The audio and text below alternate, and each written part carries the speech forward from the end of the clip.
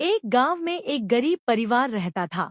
परिवार में पति हरिया, पत्नी हीराबाई व उनके एक बच्चा मोहन था। वे बड़ी कष्ट से अपना जीवन निर्वाह कर रहे थे। एक दिन अचानक मोहन के पिता हरिया की लंबी बीमारी से मौत हो जाती है। अब परिवार का सारा बोझ हीराबाई पे आ जाता है। वह लोगों के घरों में बर्तन धोना, खाना बनाना, झाड़ू पोछा करने लगी, जिससे उनका जीवन निर्वाह होने लगा। मोहन जब उसकी माँ किसी के यहाँ काम करती थी तो यहाँ पड़ा अखबार लेकर पढ़ने लग जाता था। एक दिन ऐसे ही हीराबाई अपने मालकिन के यहाँ रसोई का काम कर रही थी तो मोहन यहाँ पड़ा अखबार पढ़ने लगा। इतने में मकान मालकिन आई और बोली, अरे मोहन, तू दिन भर अखबार में क्या करता रहता है? अपनी माँ का हाथ काम में क्यों नहीं बटाता? तो मोहन ने उत्तर दिया कि हमरे पास किताब खरीदने के पैसे नहीं हैं, इसलिए अखबार पढ़ता हूँ। मुझे बड़ा होकर कलेक्टर जो बनना है।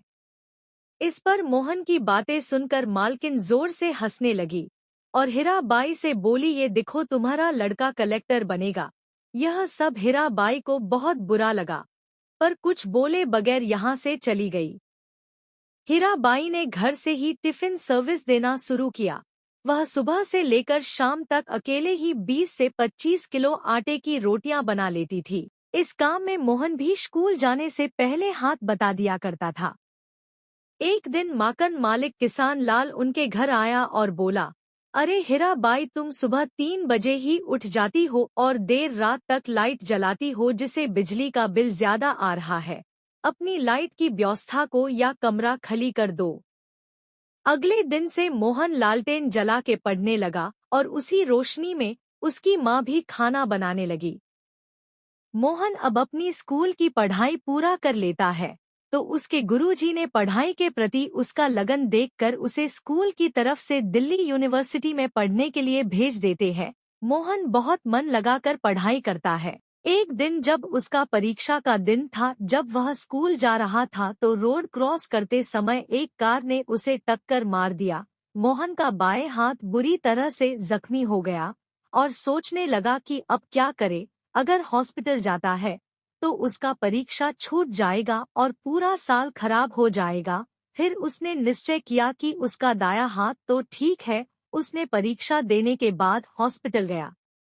हॉस्पिटल के बेड पे पड़े पड़े ही उसने कंपटीशन की तैयारी की और इंटरव्यू दिया। एक दिन उसकी माँ अखबार लेके आई और मोहन को देते हुए बोली कि देखो परीक्षा का परिणाम क्या आया है। मोहन अखबार देखते हुए उछाल पड़ा खुशी से, अपने माँ से बोला कि वह कलेक्टर बन गया है। इस कहानी